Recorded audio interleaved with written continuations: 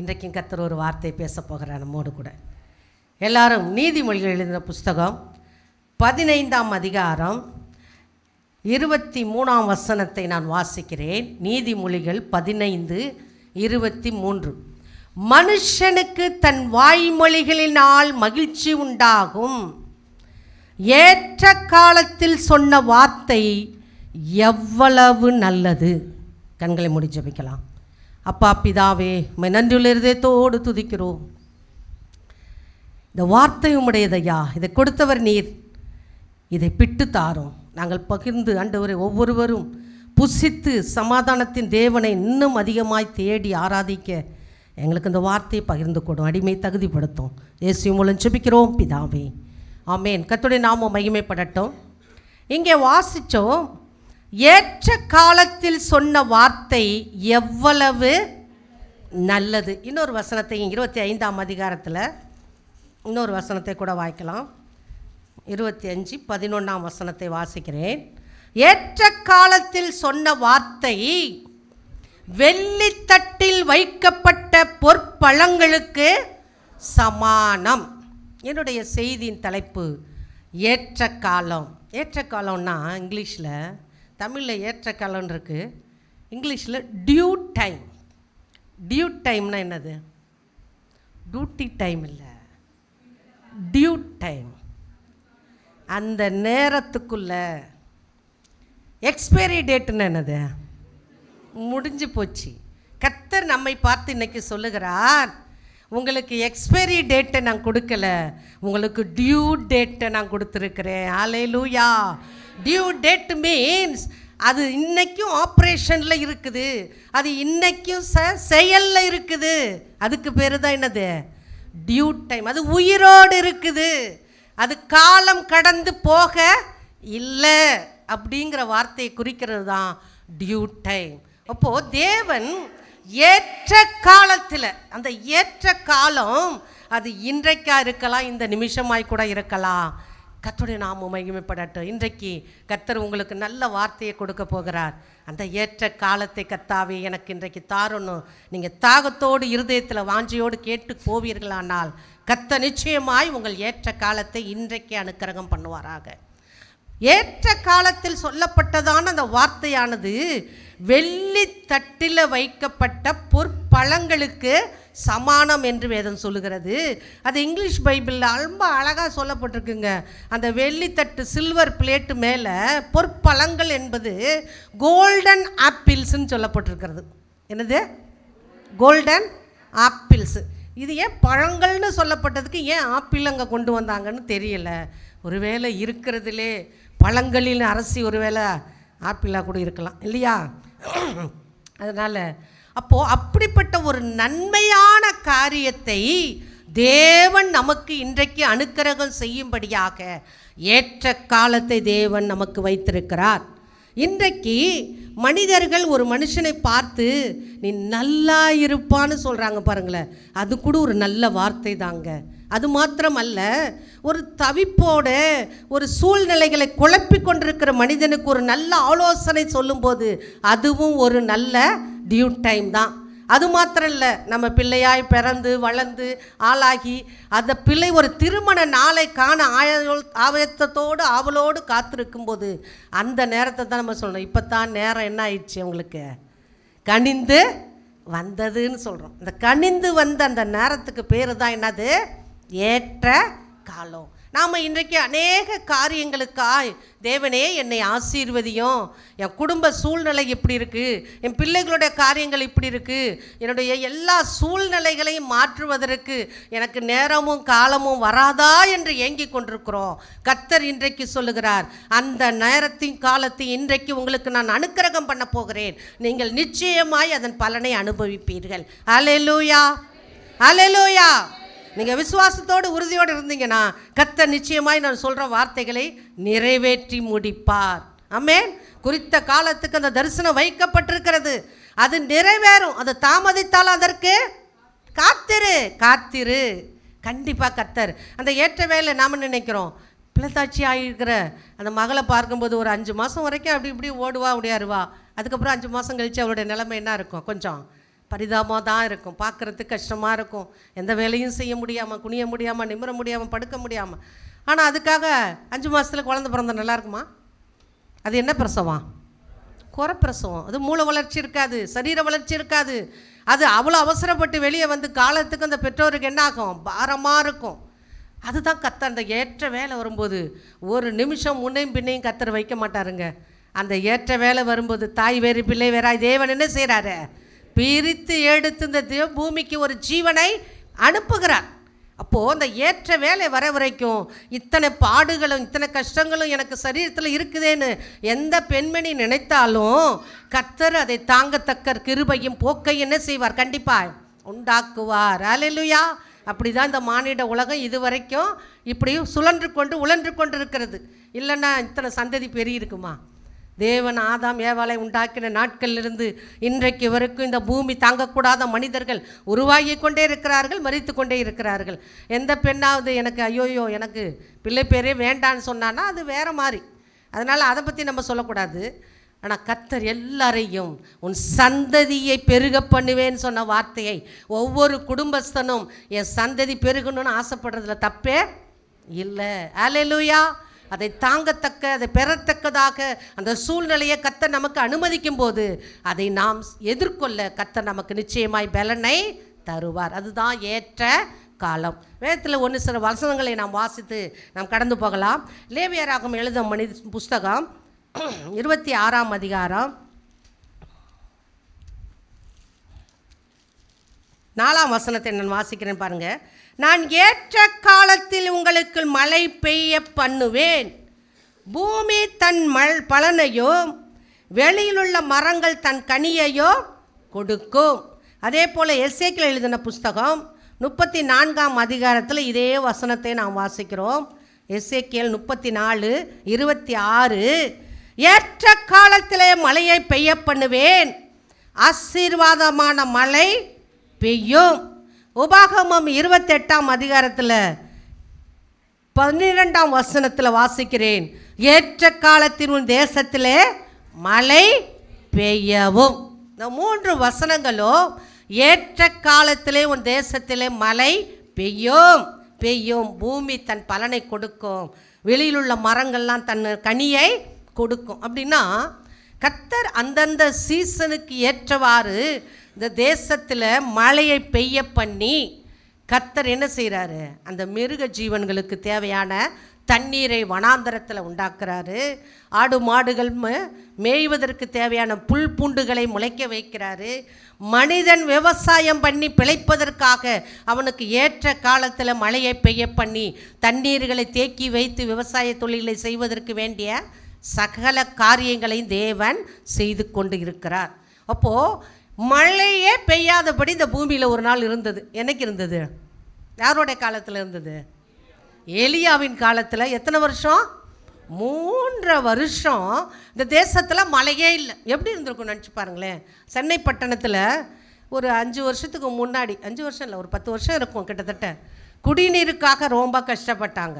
ரொம்ப கஷ்டப்பட்டாங்க. அப்போ தான் அம்மா ஜெயலலிதா பீரியட் அது. அவங்க என்ன பண்ணாங்க தெரியுமா? வீராணம் எங்கே இருக்குது? கடலூர் மாவட்டத்தில் இருக்குது.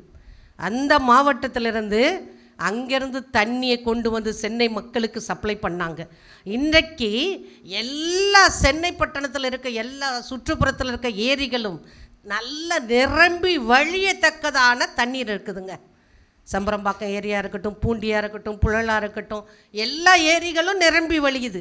கர்த்தர் பாருங்கள், அப்பப்போ இந்த சம்மர் சீசனில் நம்ம நல்லா கவனித்து பார்த்திங்கன்னா தெரியும், அப்பப்போ மழை கொடுத்துக்கிட்டே இருந்தார். அதிகமான வெயில் உஷ்ணத்தில் நாம் வாடக்கூடாத அளவுக்கு கர்த்தர் அப்பப்போ சீசனை கொஞ்சம் கண்ட்ரோல் பண்ணி வைத்தார். அதனால் இந்த ஏரி குளங்கள்லாம் நிரம்பி வழிகிறது. இந்த சென்னை பட்டணத்துக்கு இன்னும் 1 இயருக்கு தேவையான தண்ணி குடிநீர் இருக்குங்கிறான். இன்னும் மழை நாள் நமக்கு வரலை. வந்துச்சுன்னா கண்டிப்பாக சென்னை மிதக்கும், அது வேறு விஷயம்.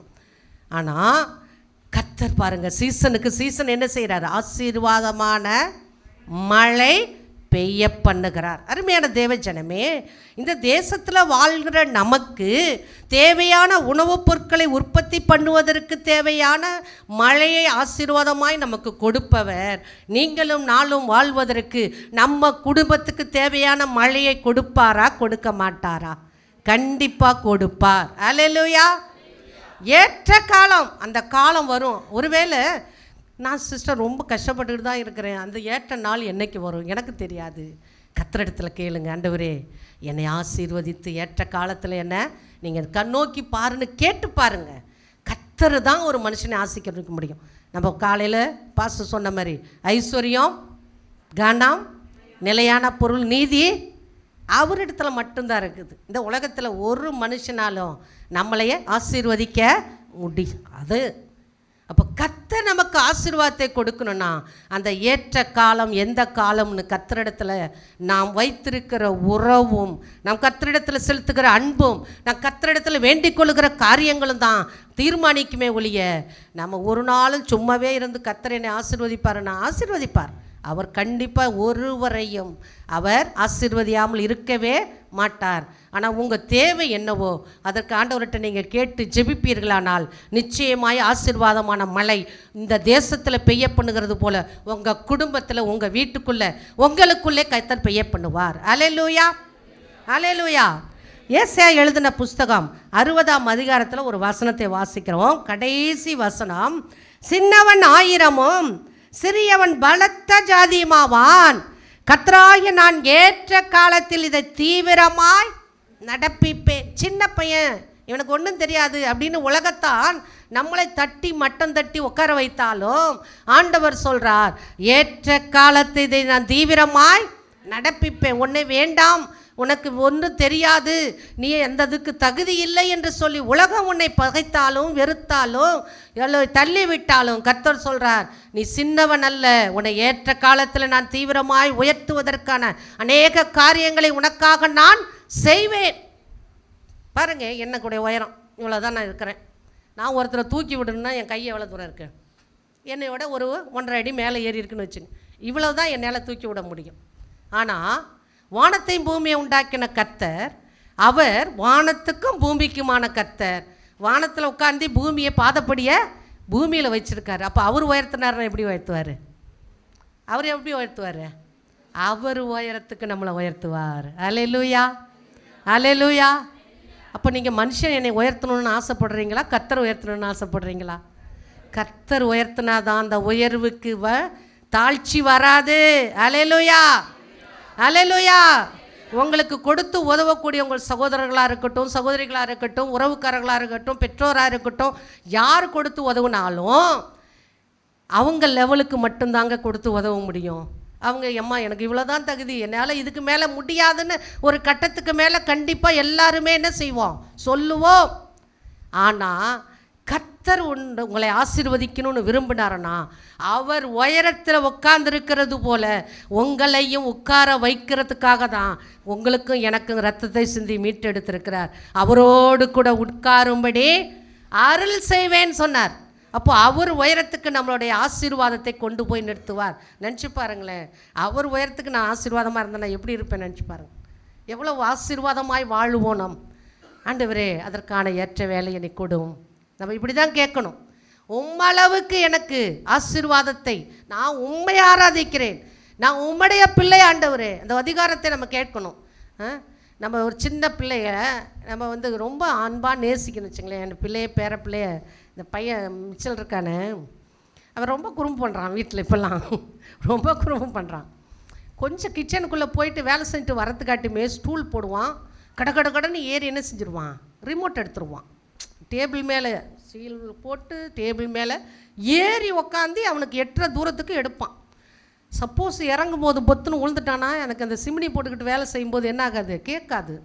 அவன் என்ன பண்ணுறான்னு கேட்காது. ஆனால் என் உள்ள உணர்வு மட்டும் சொல்லும், அவனை விட்டு நான் உள்ளே போக மாட்டேன், அவன் கூடவே இருப்பேன். அப்படி உள்ளே போயிட்டு வரத்துக்காட்டியுமே அப்படிங்கிறதுக்காட்டி எல்லா வேலையும் செஞ்சுட்டு வந்துடுவான். அப்போ நான் என்ன பண்ணுவேன், டேய் ஏன்டா அப்படி பண்ணுற, உளுந்துருவடான்னா சிரிப்பாங்க. எனக்கு அடிக்கவே வராது.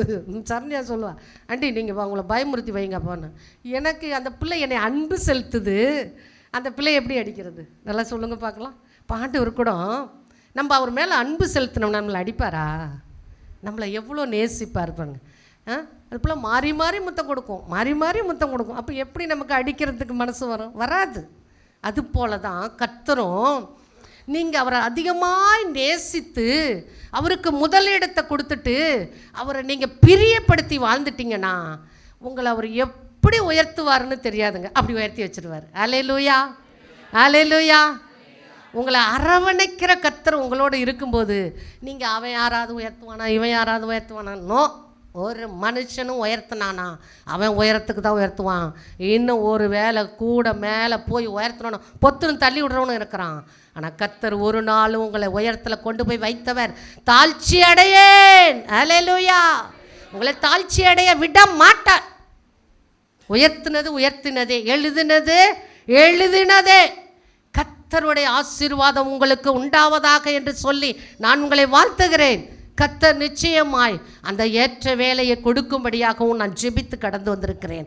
இன்றைக்கு கர்த்தர் உங்களோடு பேசிக்கொண்டிருக்கிறார். அந்த ஏற்ற வேலை நிச்சயமாய் வரப்போகிறது. நாம் இன்னொரு வசனத்தை வாசிக்கலாம். ஆகாய் எழுதின புஸ்தகம் 1ஆம் அதிகாரம் 2ஆம் வசனத்தை நான் வாசிக்கிறேன் பாருங்க.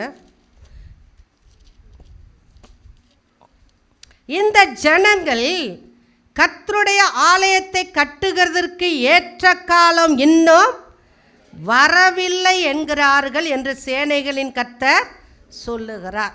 இந்த வார்த்தை ஒரு பெரிய பிரசங்கம், ஆனாலும் நான் சுருக்கமாய் சொல்கிறேன். தரியு ராஜா அரசாண்ட நாட்களில் யூதாவின் தலைவனாகிய செருபாபேல் இருக்கிறான். யோசதாக்கின் குமாரனாகிய பிரதான ஆசாரியன் யோசுவா இருக்கிறான். இவனுடைய நாட்களில் ஆலயம் கட்டப்பட வேண்டும் என்று அவர்கள் விரும்புகிறார்கள். ஆனால் ஜனங்களோ ஆலயம் கட்டுவதற்கு ஏற்ற நேரம் இது அல்ல அப்படின்னு சொல்லிட்டு அந்த பின்பகுதியெல்லாம் வாசித்து பார்த்தீங்கன்னா, இந்த வீடு பாழாக கிடக்குது, நீங்கள் மச்சு பாவப்பட்ட வீடுகளில் வசதியாய் வாழ்கிறீர்களே என்று சொல்லி அந்த ஜனங்களை எச்சரிக்கிறான்.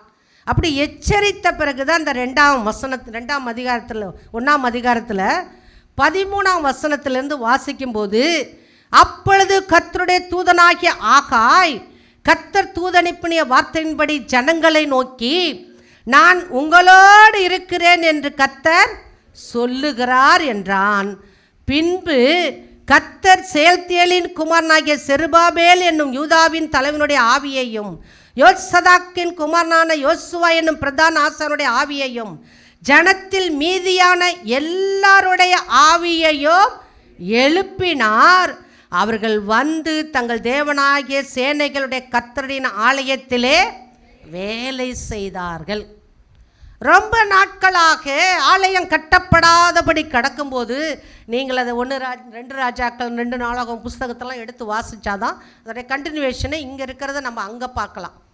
ஆனால் ஆலயம் கட்டப்படாதபடி தடைப்பட்டு கிடக்கும்போது இந்த வயதானவர்கள் மூப்பர்கள் எல்லாரும் ஆலயம் கட்டப்படணும் ஆசைப்படுறாங்க.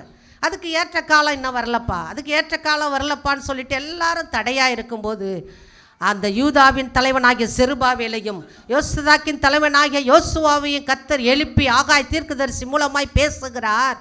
நேரம் வரலன்னு இருக்காதே, ஏற்ற காலம் இதுதான் அப்படின்னு சொல்லி அவங்களோடு பேசும்போது, நான் உங்களோடு இருக்கிறேன், நீங்கள் போய் செய்யுங்கன்னு சொல்லும்போது கர்த்தர் அவர்கள் உள்ளத்தை எல்லா ஜனங்களுடைய உள்ளத்தை எழுப்பினாரா. அவர்கள் எல்லாரும் எழும்பி வந்து சேனைகளின் கர்த்தருடைய ஆலயத்தில் என்ன செய்தார்கள்? வேலை செய்தார்கள். அருமையான தேவ ஜனமே, இன்றைக்கும் நாம் என்ன செய்து கொண்டிருக்கிறோம்? 22 வருஷத்தை முடித்தோம். 22 வருஷமாகவும் ஜெபம் பண்ணிட்டு தான் இருந்தோம். புதிய ஆலயம் கட்டப்பட வேண்டும் என்று ஜெபித்தோம். இந்த 23ஆம் வருஷம் ஆரம்பித்தோம். கர்த்தர் நமக்கு ஒரு வீட்டை கட்டும்படியான வாசலை திறந்திருக்கிறார். நான் அவருக்காக கட்டுகிற அரண்மனைன்னு தான் சொல்லுவேன். நான் ஆண்டவரே உமக்காக கட்டுகிற அரண்மனைப்பா இது. நான் வாழ்கிற வாழ்க்கைக்கு நீ கொடுக்குற ஒரு அரண்மனை, உமக்காக ஒரு அரண்மனையை கட்ட வேண்டும் என்று விரும்பி செய்கிறோம் ஆண்டவரேன்னு சொல்லுவேன். அப்போது ஏற்ற காலம் 22 வருஷமாக இது காலம் கனியவில்லை, அதற்கான நேரம் சமயம் வாய்க்கவில்லை. இந்த 23ஆம் வருஷத்தில் நம்ம ஆரம்பித்தோம். கர்த்தர் அதை முடித்து நடத்தி முடிப்பார். அல்லேலூயா, அல்லேலூயா. நான் ஆண்டவர்கிட்ட ஜெபம் பண்ணிருக்கேன், ஆண்டவரே இந்த மழை காலத்துக்காக தான் அது தடைப்படணுமே ஒழிய பைசா இல்லைன்னு இந்த ஆலயத்தின் வேலை நிற்கக்கூடாதப்பா. அப்படின்னா என்ன அர்த்தம்? நிறைய பேர் வேலை செய்கிறோம், வீடு கட்டுறோம், கொஞ்ச நாள் என்ன செஞ்சிடறோம், நிறுத்தி வைக்கிறோம். எதுக்கு நிறுத்தி வைக்கிறோம்? கையில் பைசா இருந்தது தீந்துருச்சு, இனி அடுத்தது சேகரித்து தான் செய்யணும் அப்படிங்கிற நிலைமையில் நிறுத்தி வைப்போம். சிலர் உடனே முடிச்சு தான் ஆக்கணும்னு சில இடத்துல போய் கடனை வாங்கி ஒரு இஎம்ஐ கட்டிக்கலான்னு சொல்லி வேலையை முடிப்போம் எப்படியோ. ஆனால் நான் செபிக்கிறது கர்த்தரிடத்தில், ஆண்டவரே மழையின் நிமித்தமாக தான் அந்த 3 மாதம் கேப் விட போகிறோம், கண்டிப்பாக அதை முடிக்க எனக்கு பலன் தாரும் ஆண்டவரேன்னு ஜெபம் பண்ணுறோம். அல்லேலூயா, அல்லேலூயா. அன்றைக்கு ஆகாயின் நாட்களிலே ஜனங்களுடைய இருதயத்தை கர்த்தர் ஏவினார், அவர்கள் எல்லாரும் கர்த்தருடைய ஆலயத்தில் வந்து வேலை செய்தார்கள் என்று சொல்லப்பட்டிருக்கிறது. நான் சொல்கிறேன், என்னைக்கு நீங்களாம் வந்து வேலை செஞ்சால் வேலை சரிப்படாது. ஒரு வேலை செய்யுங்க. என்ன வேலை? ஜப வேலை. அல்லேலூயா. வீட்டில் இருக்க சகோதரிகள் தயவுசெய்து காலையில் வீட்டில் ஃப்ரீயாக இருந்தீங்கன்னா வந்துங்க ஜெபம் பண்ணுங்க. இந்த ஆலயம் கட்டுமான பணி ஒரு நாளும் நிற்கக்கூடாது. தேவை ஐயோ இல்லையேங்கிறதுக்காக நின்றுடவே கூடாது. என்னுடைய ஆசை தாக்கம் எல்லாம் அப்படி தான். எந்த காரியமும் நிற்கக்கூடாது ஆண்டவரே அப்படி. சகோதரர்கள் வீட்டில் வீணாக இருக்கிறீங்கன்னா மாலை வேலையில் ஒரு 1 hour வந்து ஆலயத்தினுடைய தேவைக்காக, ஆலயம் கட்டுமான பணிக்காக கண்டிப்பாக நீங்கள் ஜெபிக்கணும். சாத்தான் கண்ணை போட்டு நோண்டிக்கிட்டு இருப்பான். யாரை பிடிச்சி எங்கே பிடிச்சி எதை செய்யலான்னு அவன் யோசிச்சுக்கிட்டு இருப்பான். தயவுசெய்து நான் ஒருமித்தால் கர்த்தர் ஜெயம் கொடுப்பார். ஆமென், அல்லேலூயா. நாங்கள் 2 பேர் கையை வீசிக்கிட்டு உட்காந்துருந்துட்டு நீங்கள் எல்லாம் கை வீசிக்கிட்டு வந்தீங்கன்னா ஒன்றுமே நடக்காது. ஜெபங்கிற ஆயுதத்தை நீங்கள் ஒவ்வொருவரும் கரத்தில் எடுத்துக்கொள்ள வேண்டும். அந்த வேலையை நீங்கள் உண்மையாக செய்வீர்களானால் நிச்சயமாய் அந்த ஆலயம், நான் 25 சில்வர் ஜூப்ளி சொன்னேன், அதுக்கு முன்னாடியே கூட கட்டி முடிச்சுட்டு உள்ளே போயிடலாம். ஆமென், அல்லேலூயா, அல்லேலூயா. என்னுடைய தரிசனம் அங்கே பெரிய ஒரு கட்டடம் நிற்கிது. அதுக்கு மேலே நான் சொல்லிக்கிட்டே இருக்கிறேன், 2 ஆராதனை இல்லை 4 ஆராதனை நடத்தினாலும் அது சந்தர்ப்பம் நல்லாயிருக்கும். கர்த்தர் அப்படி ஆத்துமாக்களையும் தரணும் அப்படின்னு என்னுடைய தரிசனத்தில் நான் ஜெபம் பண்ணிக்கிட்டு இருக்கேன். கர்த்தர் நிச்சயமாய் நிறைவேற்றி முடிப்பார். அதுக்கு ஏற்ற காலத்துக்கு தான் இப்போ ஆரம்பித்திருக்கிறோம். புள்ளியை வச்சிட்டோம், அதை முடிக்க கர்த்தர் உதவி செய்வார். அல்லேலூயா.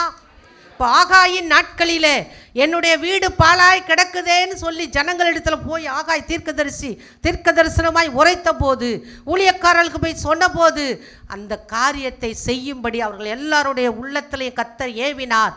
அவர்கள் உண்மையாக இந்த வேலையை நடப்பித்தார்கள். ஏற்ற காலத்தில் அந்த காரியம் நடந்து முடிந்தது. கர்த்தர் நமக்கும் அப்படியே செய்து முடிப்பார். அல்லேலூயா, அல்லேலூயா. அதனால் ஜெபிக்கிறவர்கள் கண்டிப்பாக ஜெபத்தை ஏறிடுங்க, தொடர்ந்து ஜெபிங்க. ஒரு நாளும் சோர்ந்து போங்க. எனக்கே நான் ஜெபிக்கல சிஸ்டர், ஆலயத்துக்காக ஜெபி, உனக்காக கர்த்தர் பார்த்துக்கொள்வார். அல்லேலூயா, அல்லேலூயா.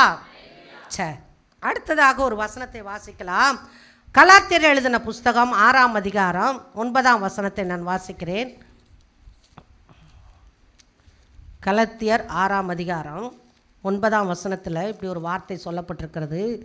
நன்மை செய்கிறதில் சோர்ந்து போகாமல் இருப்போமாக, நாம் தளர்ந்து போகாதிருந்தால் ஏற்ற காலத்தில் அறுப்போம்.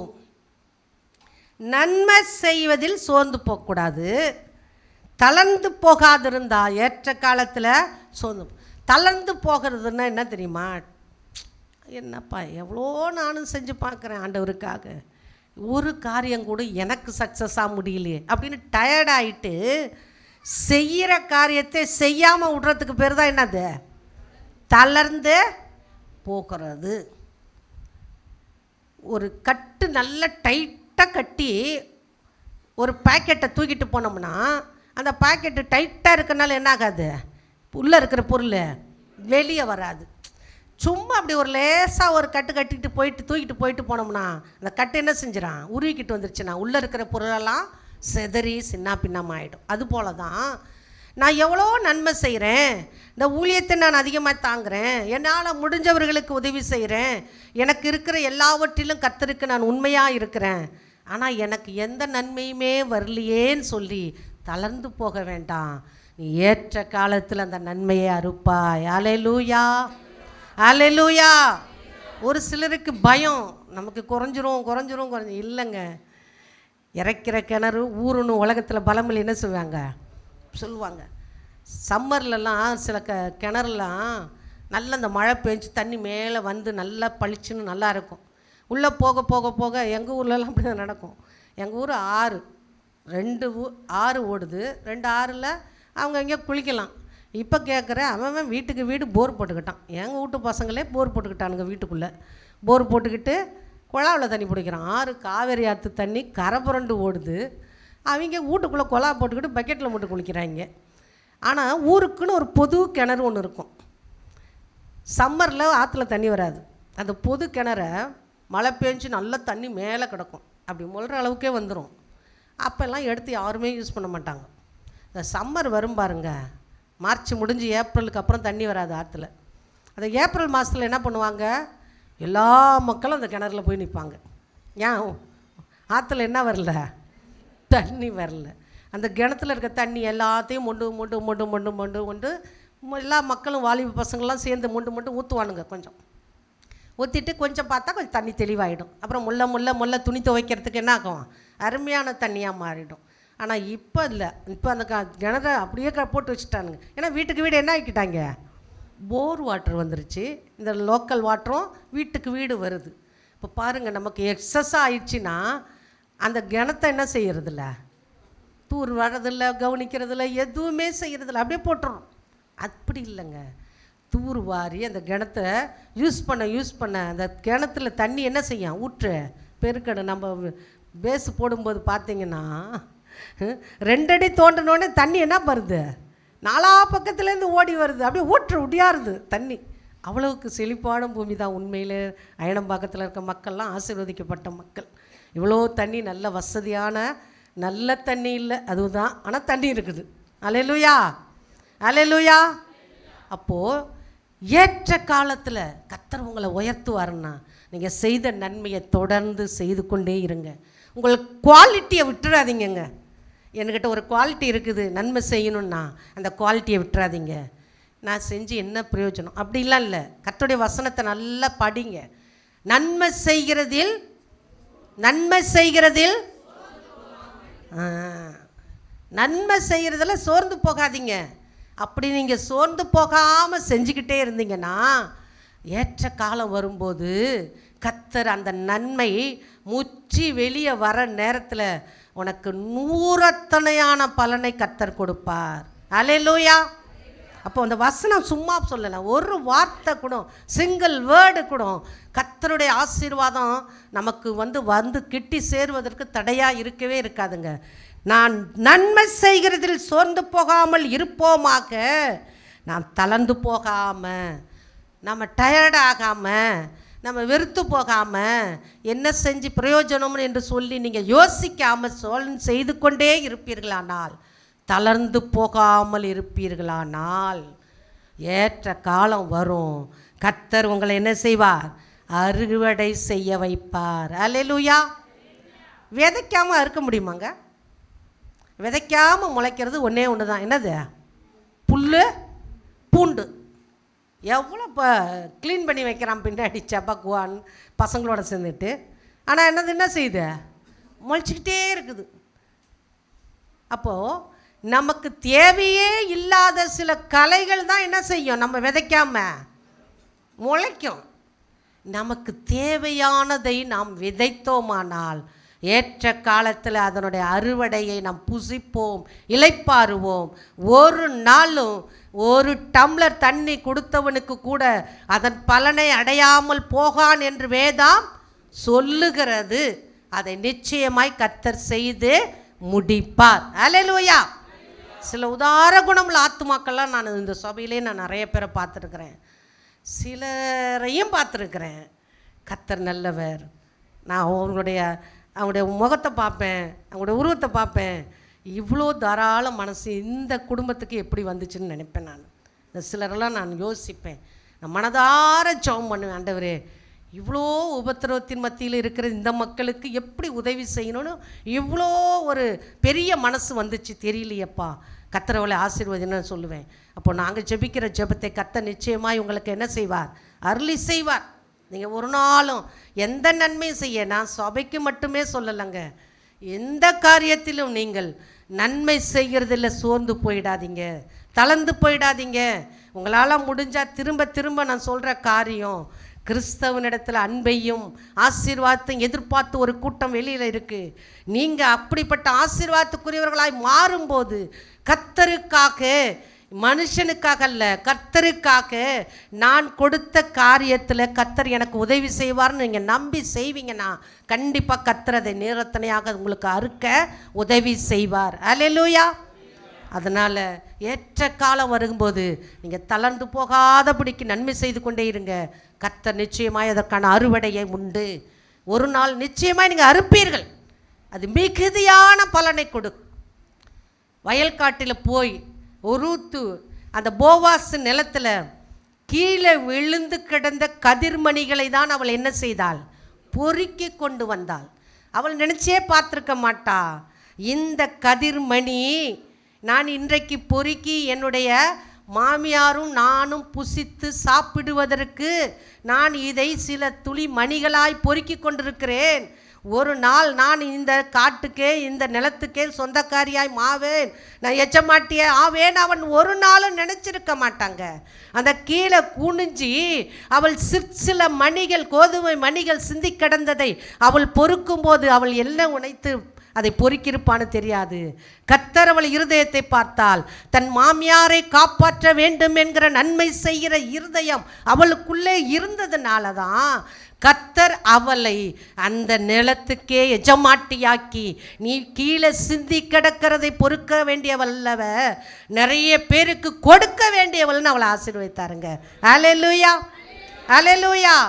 நாம் யாரு கையும் இப்படி எதிர்பார்க்காதபடி இதை நினைங்க. அப்போஸ்தலனாகிய பவுல் சொல்லுகிறான், நான் வாங்குகிறதை பார்க்கிலும் கொடுக்கிறதே பாக்கியம் என்று எண்ணி இருக்கிறேங்கிறான். வாங்குகிறதல்லங்க, கொடுங்க.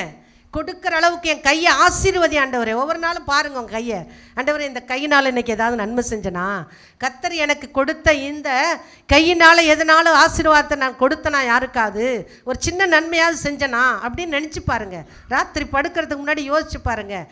ஒரு நன்மையும் செய்யலைன்னா கர்த்தர்கிட்ட ஜெபம் பண்ணுங்க, ஆண்டவரே என்னால் முடிந்த நன்மைகள் ஏதாவது. ஒரு ஆத்மாவில் ஒரு திருப்தி வரும் தெரியுமா?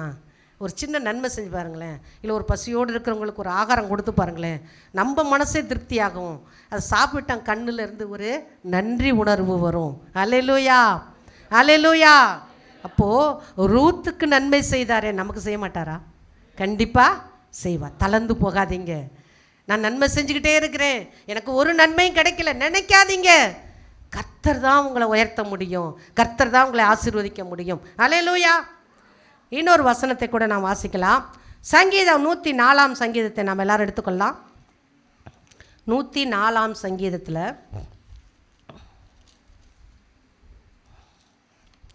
27 வசனம் 28 வசனத்தை நான் வாசிக்கிறேன்.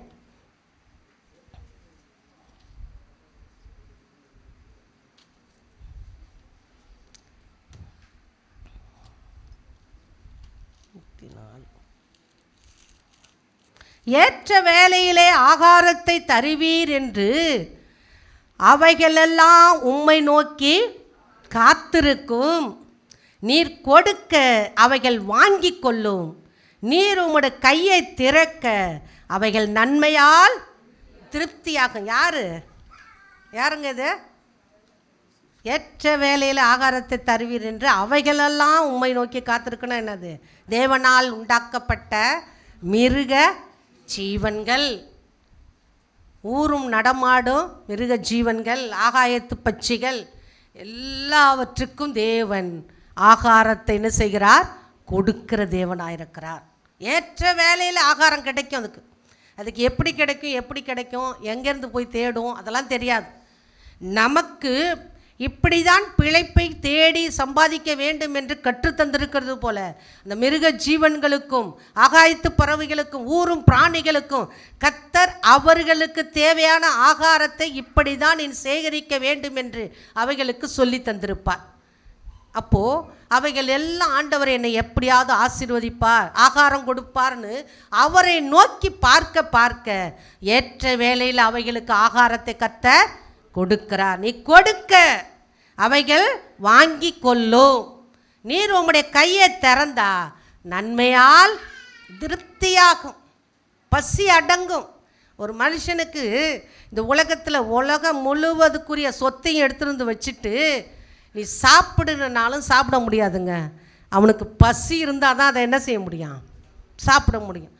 பசித்தவனுக்கு பழைய சோறு கூட என்னதான் அமிர்தமாக தான் இருக்கும். பழைய சோறு தயாரிக்கிறது தான் கஷ்டம். பிரியாணி உடனே தயாரிச்சிடலாம். உண்மையா இல்லையா? பழைய சோறை இன்றைக்கி நைட்டு சமைச்சு தண்ணி ஊற்றி நைட்டெல்லாம் ஊற வச்சு காலையில் தான் என்ன ஆக்கணும், ஐஸ் பிரியாணி சாப்பிட்ணும். பிரியாணி கையில் காசு இருந்தால் 1 ஹவரில் பிரியாணி ரெடி ஆகிடும். அப்போது அந்த பழைய சாதம் கூட கொடுக்கப்பட்டால் தான் புசிக்க முடியும். நான் முந்தா நாள் தான் நினைக்கிறேன், வீட்டில் நைட்டு கொஞ்சம் சாதம் மதியம் செய்கிறது தான், நைட்டில் சாதம் செய்ய மாட்டேன். மதியானம் செஞ்ச சாதம் எப்படினாலும் இவ்வளோ மீந்துடும். பிள்ளைகளுக்காக கொஞ்சம் அரிசியை போடுவேன். பிள்ளைங்க மத்தியானத்தில் திரும்ப வந்து பசிக்குதுன்னு கேட்கணும். அதுங்க வரலன்னா அந்த சாதம் நின்றுடும். அந்த சாதம் இன்றைக்கி எனக்கு சாப்பிட பிடிக்கல, நான் 2 தோசையை சுட்டு சாப்பிட்டுட்டு படுத்துக்கிட்டேன். அந்த கஞ்சை எடுத்துன்னு போயிட்டு அதுக்கு கறி குழம்பு இருந்துச்சுன்னு நினைக்கிறேன், கறி குழம்பு தாங்க ஊற்றி அதுக்கு எடுத்துன்னு போய் கொடுத்தேன். 2 பேர் நமக்கு பார்ட்னர் இருக்காங்க, வெளியிலே காத்துன்னு இருப்பாங்க ராத்திரி 10-10:30க்கு மேலே. அது போய் பார்த்துட்டு வந்துருச்சுங்க. அது போய் பார்த்துட்டு வந்துருச்சு. எனக்கு கஷ்டமாக இருந்துச்சு. அப்போது அதுக்கு அன்றைக்கி வயிறு என்ன ஆகலை, அது வயிறு பட்டினியாக இருந்துச்சு. எனக்கு கஷ்டமாக இருந்துச்சு. ஏன்னா டெய்லி நைட்டு நான் சாப்பாடு கொடுப்பேன். அது வேறு இது வேறு சாப்பாடு கொடுக்குறேன்னு ஏன்னா பிடிச்சின்னு போயிட போகிறேன். நம்மள நாய் பிரச்சனை பெரும் பிரச்சனையாக இருக்குது. நம்மள்கிட்ட நிறையா வந்துருந்துங்க. என்ன பண்ணுறது, அந்த ஜீவனை யார் காப்பாற்றுறது? நம்மளால் முடிஞ்சதை ஏதோ கொடுத்து காப்பாற்றலான்னு. இப்போது பழைய சாதங்கிறது எனக்கு ரொம்ப பிடிக்கும். எனக்கு அதில் நிறைய பாக்டீரியா இருக்குது, அதை சாப்பிட்டா உடம்புக்கு நல்லது, எனக்கு பிடிக்கும். ஆனால் அவங்களுக்கு பிடிக்கலையே, நம்ம என்ன பண்ணுறது? ஆனால் ஏற்ற வேலையில் ஆகாரத்தை கொடுப்பீர் என்று தேவனால் உருவாக்கப்பட்ட அத்தனை மிருக ஜீவன்களும் ஊரும் பிராணிகளும் ஆகாயத்து பட்சிகளும் கொடுக்க அது வாங்கி புசித்து இளைப்பாறுகிறது போல நன்மையால் கர்த்தர் நம்மை திருப்தியாக்குவார். அல்லேலூயா, அல்லேலூயா. ஒரு நாளும் பட்டினியாக இருக்க தேவன் நம்மளை விடமாட்டார். நிச்சயமாய் அவர் உண்டாக்கின உங்களை அவரை போல ஆசீர்வாதமாய் வாழணுன்னு தான் தேவன் விரும்புவாரே ஒழிய ஒரு நாளும் அவர் நீங்கள் பட்டினியாக இருக்க தேவன் விரும்ப மாட்டார், விடவும் மாட்டார். அல்லேலூயா. சரி, 1 பேதுரு எழுதின புஸ்தகம் நமக்கு ரொம்ப தெரிஞ்ச வசனம். 1 பேதுரு எழுதின புஸ்தகம் 5ஆம் அதிகாரம் 6ஆம் வசனத்தை வாசிக்கும்போது, ஏற்ற காலத்தில் தேவன் உங்களை உயர்த்தும்படிக்கு அவருடைய பலத்த கைக்குள் அடங்கி இருங்கள். பலத்த கை, அவருடைய கை ஆணிப்பாய்ந்த கரம், அரவணைக்கிற கரம், அன்பு செலுத்துகிற கரம். அந்த பலத்த கரத்துக்குள்ளே நம்ம எல்லாரும் அடங்கி இருந்தோம்னா ஏற்ற வேலை வருங்க. கண்டிப்பாக கர்த்தர் நம்மளை என்ன செய்வார், உயர்த்தி வைத்து விடுவார். உயர்த்திடுவாருங்க. எப்படி உயர்த்துவாருன்னு எனக்கு தெரியாது, ஆனால் கண்டிப்பாக உயர்த்துவாருங்க. நான் அதுக்கு நிறைய எக்ஸாம்பிள் சொல்லுவேன், எனக்கு நேரம் போதலை. அப்படி கர்த்தர் நம்ம மேலே கரிசனையாக இருக்கிறார்.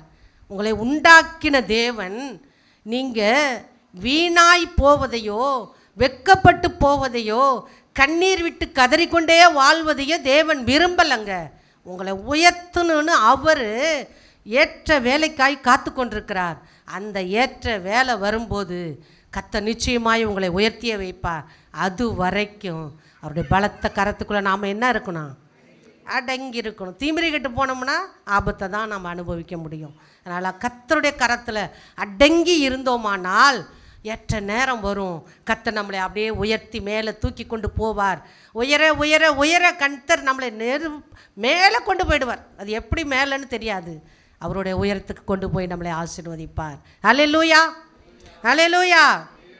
இஸ்ரவேல் புத்திரரை குறித்து யாத்ராம் புஸ்தகம் 12ஆம் அதிகாரத்தை நாம் எல்லாரும் எடுத்துக்கொள்ளலாம். ஒரு வார்த்தை நான் சொல்லுகிறேன்.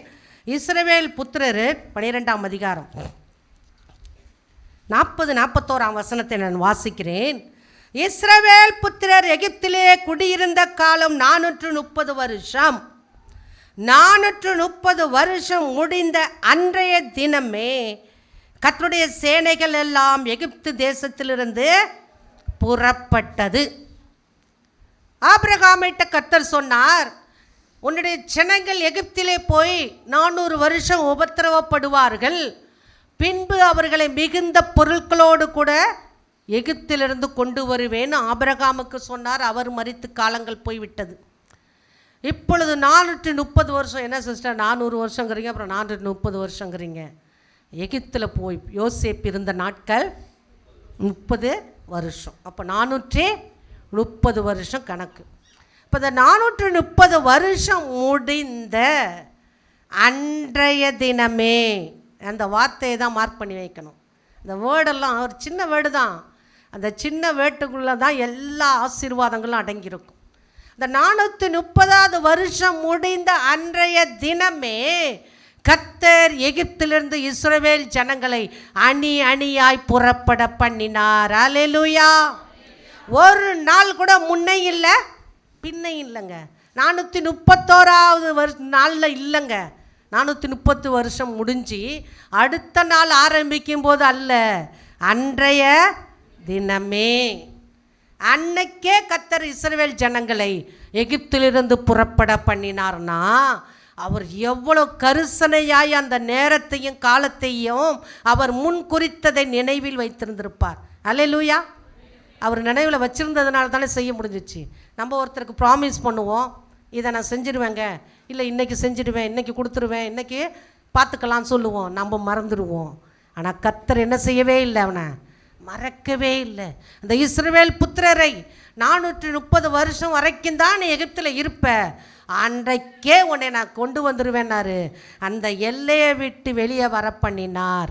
அப்படிப்பட்ட தேவனை நீங்களும் நானும் ஆராதித்து கொண்டிருக்கும் போது அந்த ஏற்ற வேலையை குறித்து கர்த்தர் நமக்காக ஒரு கால் முன்குறித்து வைத்திருக்கிறார். அந்த நாள் எந்த நாளோ தெரியாது. கர்த்தர் அந்த நாள் வரும்போது டக்குன்னு நம்மளை உயர தூக்கி நிறுத்தி விடுவார். அல்லேலூயா. எகிப்தில் அடிமையாக இருக்கிறோமே, புலம்பிக் கொண்டு இருக்கிறோமே, எல்லா விதமான கஷ்டங்களையும் அனுபவிக்கிறோமே, எகிப்தியர்களை போல இவர்கள் சுகமாய் வாழலங்க. ஆனால் கர்த்தர் இத்தோட உன் துக்க நாட்கள் முடிஞ்சிருச்சு, இனி ஒரு நாள் கூட நீ துக்கத்தில் இருக்கக்கூட, இனி நான் உங்களை வழி நடத்துவேன்னு சொல்லி வெளியே கொண்டு வந்து 40 வருஷம் வழி நடத்தினாரே, அந்த தேவன் தான் நீங்களும் நானும் ஆராதிக்கிற தேவன்.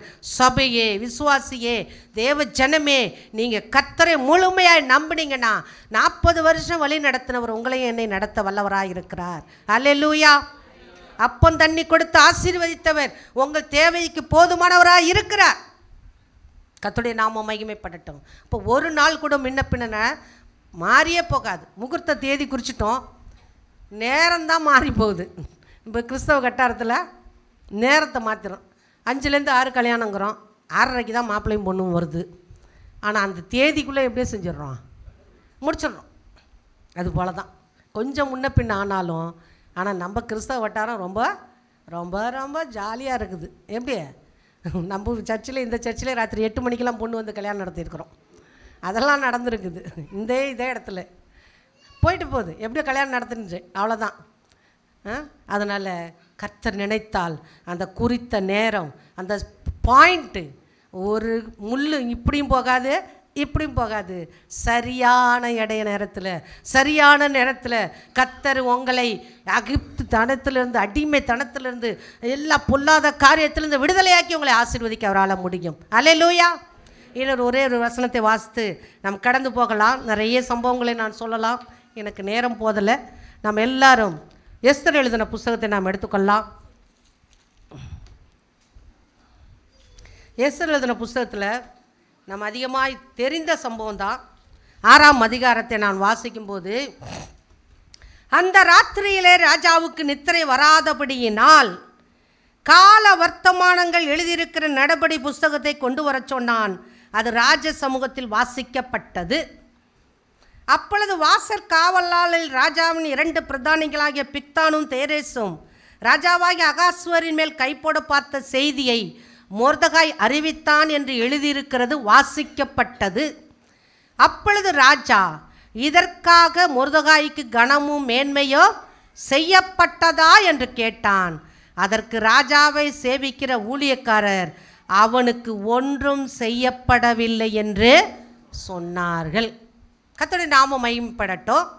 இந்த மொர்தகாய் ராஜாவின் முற்றத்தில் உட்கார்ந்துருக்கும் போது அந்த ராஜா சமூகத்தில் சேவிக்கிற 2 பிரதானிகள், அவன் பிக்தானும் தேரேசு 2 பேரும் இந்த ராஜா அகேஸ்வாரை என்ன செஞ்சிடணும், காலி பண்ணிடணும்னு பேசிக்கிட்டு இருக்கிறான்.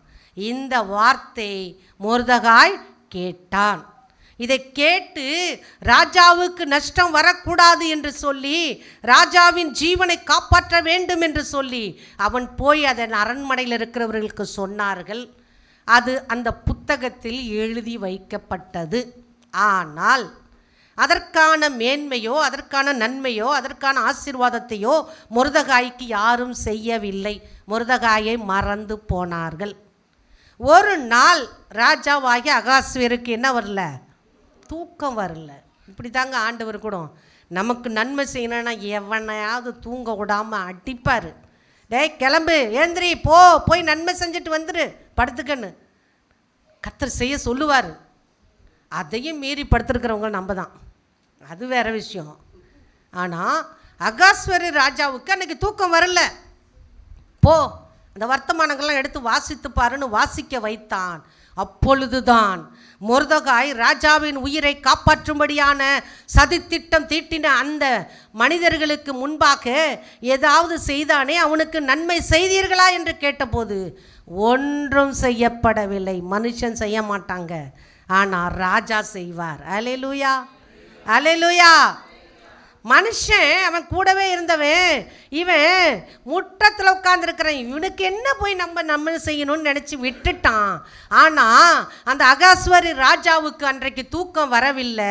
அவன் எடுத்து வாசித்து பார்த்தபோது, இந்த மனிதன் என்னுடைய ஜீவனையே காப்பாற்றியிருக்கிறானே, இவனுக்கு ஏதாவது நன்மை செய்திகளா என்று சொல்லும்போது இல்லை என்ற வார்த்தை கேட்ட மாத்திரத்தில் அவன் அநேக காரியங்களை சொல்லி, இப்படி போய் மொர்தெகாய்க்கு செய் என்று சொல்லி அந்த ஆமானுக்கு கட்டளை கொடுத்தான்.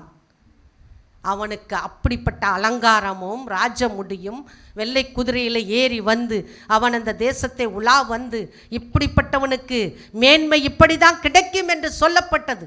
ராஜாவின் உயிரை காப்பாற்றினவனுக்கு இப்படிப்பட்ட நன்மை உண்டாகும் என்று அந்த ஊர் முழுவதும் சொல்லப்பட வைக்கப்பட்டதுங்க.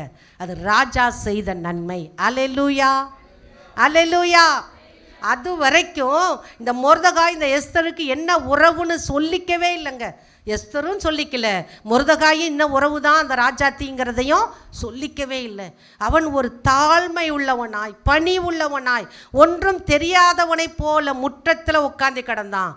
அந்த முற்றத்தில் உட்கார்ந்திருந்தவன் நினைத்து கூட பார்த்துருக்க மாட்டான், இப்படிப்பட்ட ஒரு ராஜ மேன்மையோடு இந்த வீதியில் இந்த ஊரில் நான் உலா வருவேன் என்று ஒரு நாளும் அவன் நினைச்சிருக்க மாட்டான். கர்த்தர் நினைத்தார். அந்த அகாஸ்வேரு ராஜாவுக்கு தூக்கத்தை வரவிடாதபடி அவனை கர்த்தர் புடமிட்டார். அவன் அந்த வர்த்தமானங்களை எடுத்தான், வாசித்தான், மேன்மையை கர்த்தர் கொடுத்தார். அல்லேலூயா. அகாஸ்வேரு ராஜா எப்படி ஒரு மறக்கப்பட்ட மொர்தெகாய்க்கு நன்மை செய்தானோ, அதை விட ராஜாதி ராஜாவாகிய நாம் ஆராதிக்கிற ஆண்டவராகிய இயேசு கிறிஸ்து, மனிதர்கள் உங்களை மறந்து போனாலும் மறவாத தெய்வம் உங்களுக்கு நன்மை செய்ய ஏற்ற நாள் வருது. உறவுகள் மறக்கலாம், உற்றார் மறக்கலாம், பெற்றார் மறக்கலாம், நன்மை செய்வேன் என்று சொன்னவன் கைவிட்டுடுவான். கர்த்தர் ஒரு நாள் உங்களை கைவிட மாட்டார். அதற்கு தான் ஏற்ற வேலை வரும். ஒரு நாள் கூட முன்ன பின்ன ஆகலங்க. மொர்தெகாயை கர்த்தர் அழைத்தார், ஆசீர்வதித்தார். அந்த மகனை அந்த கடைசி அதிகாரத்தில் நாம் வாசிக்கிறோம், 3ஆம் வசனம் 10ஆம் அதிகாரத்தில், யூதனாகிய மொர்தெகாய் ராஜாவாகிய அகாஸ்வேருக்கு 2ஆவதாவனும் யூதருக்குள் பெரியவனும் தன் திரளான சகோதரருக்கு பிரியமானவனுமாய் இருந்ததும் அன்றி, தன் ஜனங்களுடைய நன்மையை நாடி தன் குலத்தாருக்கெல்லாம் சமாதானம் உண்டாக பேசுகிறவனாயிருந்தான். முற்றத்தில் உட்காருக்கும் போதே ராஜாவுக்காக அவன் பரிந்து பேசினானே, இப்பொழுது அவனுக்கு ஒரு ராஜ மேன்மை கிடைத்த போது தன் குலம், தன் இனம், தன் ஜனம் எல்லாருக்கும் நன்மை செய்ய நினைச்சாங்க. நன்மை செய்ய திராணி இருக்கும்போது அதை செய்யத்தக்கவர்களுக்கு செய்யாமல் இராதேன்னு வசனம் சொல்லுது. இந்த மொர்தெகாய்க்கு செய்யத்தக்க திராணியும் நேரமும் காலம் வந்தபோது தன் குலம் முழுவதுக்கு நன்மை செய்கிறவனாய் மாறி போனாங்க. கர்த்தர் எவ்வளோ நல்லவர் ஐயா. கர்த்தர் எவ்வளோ நல்லவர். அருமையான தேவஜனமே, நாம் ஆண்டவர் அவ்வளோதான் பிடிச்சிட்டு இருக்கிறோம். நமக்கு எவ்வளோ நன்மை செய்கிற தேவன் நம்ம இடத்துல இருக்கிறார் என்பதை நம்ம மறந்து போய் மனுஷன்கிட்ட ஓடிக்கிட்டே இருக்கிறோம். நீ கர்த்தரை உண்மையாய் தேடிப்பார். அந்த மொர்தெகாய் முற்றத்தில் உட்கார்ந்துருந்தாலும் தன் உத்தமத்தில் உண்மையாக இருந்தாங்க. கர்த்தர் ஏற்ற வேலை வந்துச்சு, தன் குலத்துக்கெல்லாம் நன்மை செய்கிறவனாய் மாறிப்பானான். எதிரியை வீழ்த்தி போட்டான். ஒரு சத்தம் இல்லை, ரத்தமின்றி கத்தியின்றி அவனுக்கு அங்கே என்ன கிடைச்சது? உயர்வு கிடைத்தது. ரத்தமும் சிந்தலை, அவன் கண்ணீரும் வடிக்கலை, எதுவும் பண்ணலை. அவன் பாட்டில் எப்பவும் போல் முற்றத்திலே தான் உட்கார்ந்துருந்தான். ஒரு நாள் வந்தது, கர்த்தர் உயரத்தில் கொண்டு வந்து வைத்தார். அந்த உயரத்தில் வந்தோடனே தன் ஜனத்தை மறந்துடல. அவன் தன் இனத்துக்கும் தன்னுடைய குலத்துக்கும் நன்மை செய்கிறவனாய் அவன் எல்லாருக்கும் பிரியமானவனாய் மாறிப்போனான். அருமையான தேவஜனமே, சத்தியத்தை நாம் கேட்கிறோம், ஆனால் விட்டு விடுகிறோம். இந்த சத்தியம் உங்களுக்கு உள்ளே பாயும்போது கர்த்தருக்காக இந்த மொர்தெகாய் செய்தது போல நானும் எனக்கு ஒரு மேன்மை வந்தா கண்டிப்பாக என் ஜனத்துக்கும் குலத்துக்கும் என்னுடைய இனத்துக்கும் நன்மை செய்வேன்னு தீர்மானம் எடுங்குங்க. அப்போ தாங்க கர்த்தர் உங்களை ஆசீர்வதிக்க முடியும். எல்லாம் வந்தோடனே எனக்கு எனக்கு தனக்கு தனக்குன்னு வச்சுக்கிட்டே இருக்கக்கூடாது. கர்த்தர் நம்மளை ஆசீர்வதிக்கும் போது ஒரு சின்ன நன்மையாக இருந்தாலும் மற்றவர்களுக்கு நாம் செய்கிறவர்களாய், ஒரு ஆறுதலான வார்த்தைகளை பேசுகிறவர்களாய், அவர்களுக்கு தேவையான சரியான சமயத்தில் ஒரு நல்ல வார்த்தையை சொல்லும்போது தான் அது தான் வெள்ளித்தட்டில் வைக்கப்பட்ட பொற்பழங்களுக்கு சமானம். கர்த்தர் உங்களுக்கும் எனக்கும் இப்படிப்பட்ட கிருபையை கொடுத்திருக்கிறார். மொர்தெகாயை உயர்த்தி வைத்தவர், அந்த ரூத்தை உயர்த்தி வைத்தவர், யோசேப்பை உயர்த்தி வைத்தவர், தாவீதை உயர்த்தி வைத்தவர், உங்களை என்னை உயர்த்த வல்லவராக இருக்கிறார். அந்த ஏற்ற காலம் அது இன்றைக்கே அந்த ஏற்ற காலமாக இருக்கட்டும். கர்த்தர் நம்மை ஆசீர்வதிப்பாராக. நம்ம எல்லாரும் எழுந்து நின்று ஒரு நிமிஷம் ஜெபிக்கலாம். ஏற்ற காலத்துக்காக ஜெபிக்கலாம்.